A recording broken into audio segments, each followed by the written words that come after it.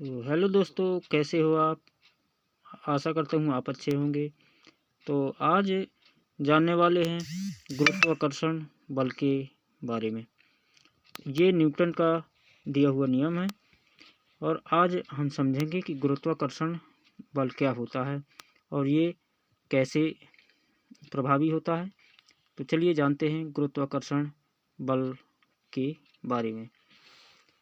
आज हम जानेंगे न्यूटन्स लॉ ऑफ ग्रेविटेशन, मतलब न्यूटन का गुरुत्वाकर्षण का नियम हम जानने वाले हैं।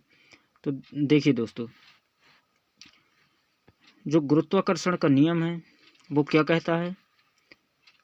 ब्रह्मांड की कोई भी दो वस्तुएं एक दूसरे को आकर्षित करती हैं, मतलब जो गुरुत्वाकर्षण का नियम है वो ये कहता है कि ब्रह्मांड की कोई भी दो वस्तुएं एक दूसरे को आकर्षित करती हैं। जब ये दोनों वस्तुएं एक दूसरे को आकर्षित करती हैं तो ये जो आकर्षण बल होता है, पहला, वस्तुओं के द्रव्यमान के गुणनफल के समानुपाती होता है। मतलब जो दो वस्तुएं होती हैं, मान लीजिए जो दो वस्तुएं होती हैं उनमें जो भी वेट होता है, द्रव्यमान होता है, तो दोनों वस्तुओं के द्रव्यमान के गुणनफल के समानुपाती होता है। ब्रह्मांड की कोई भी दो वस्तुएं एक दूसरे को आकर्षित करती हैं, मतलब एक दूसरे को अपनी ओर खींचती हैं। तो जो वस्तुएं एक दूसरे को अपनी ओर आकर्षित करती हैं या खींचती हैं, यह खींचने वाला या आकर्षण करने वाला जो बल होता है वस्तुओं के द्रव्यमान के गुणनफल के समानुपाती होता है। और दूसरा, यह बल मतलब आकर्षण बल उनके बीच की दूरी के वर्ग के व्युत्क्रमानुपाती होता है। समझे। तो जो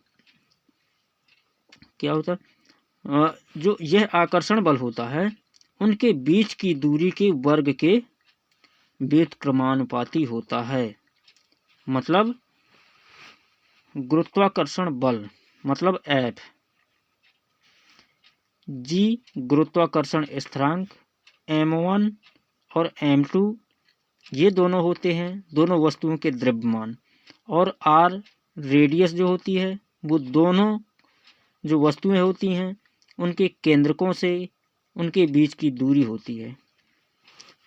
तो ये फॉर्मूला है, गुरुत्वाकर्षण बल बराबर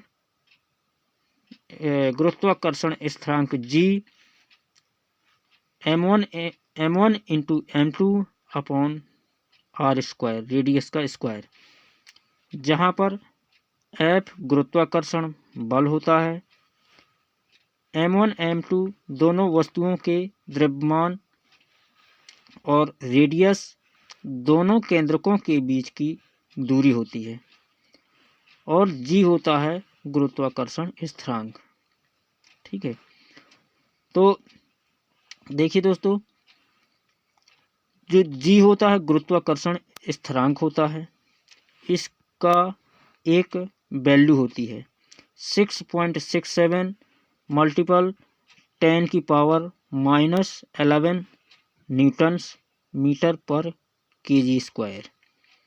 जो गुरुत्वाकर्षण स्थिरांक होता है इसका मान या वैल्यू 6.67 मल्टीपल 10 की पावर -11 न्यूटन मीटर पर केजी होता है। ठीक है। तो दोस्तों, आपने क्या अब इस सवाल में हमने ये समझा, इस नियम में हमने ये समझा कि ब्रह्मांड की कोई भी दो वस्तुएं एक दूसरे को आकर्षित करती हैं। यह आकर्षण बल वस्तुओं के द्रव्यमान के गुणनफल के समानुपाती होता है और उनके बीच की दूरी के वर्ग के व्युत्क्रमानुपाती होता है। मतलब जो गुरुत्वाकर्षण बल F होता है वो गुरुत्वाकर्षण स्थिरांक into M1 into M2 upon R square के बराबर होता है। ये फॉर्मूला होता है। ठीक है दोस्तों।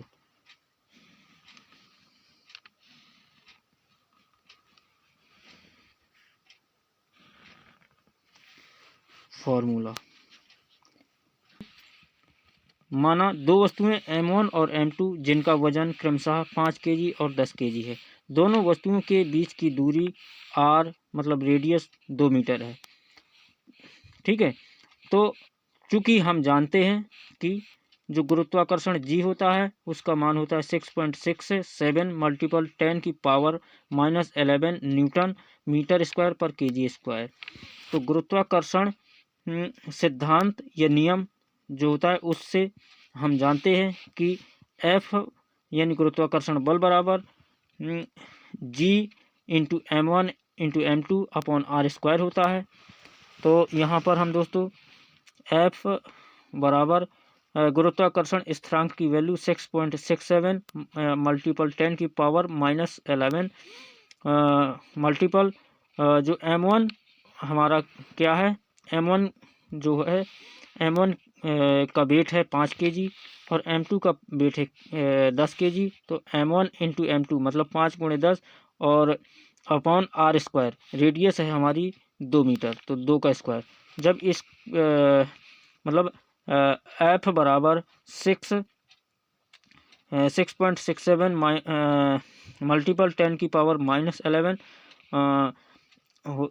मल्टीपल जब इनका इंटू करेंगे तो ये 50 बन जाएगा और 2 की स्क्वायर जो हो जाएगा वो 4 हो जाएगा। और जब इनको सॉल्व करेंगे तो दोस्तों F बराबर 8.34 मल्टीपल 10⁻⁻10 न्यूटन हमें प्राप्त होगा। अतः दोनों वस्तुओं के बीच लगने वाला जो आकर्षण बल है वो 8.34 मल्टीपल 10⁻⁻10 न्यूटन होगा। तो दोस्तों आज की वीडियो में इतना ही, और वीडियो अच्छी लगी हो तो लाइक और सब्सक्राइब करें।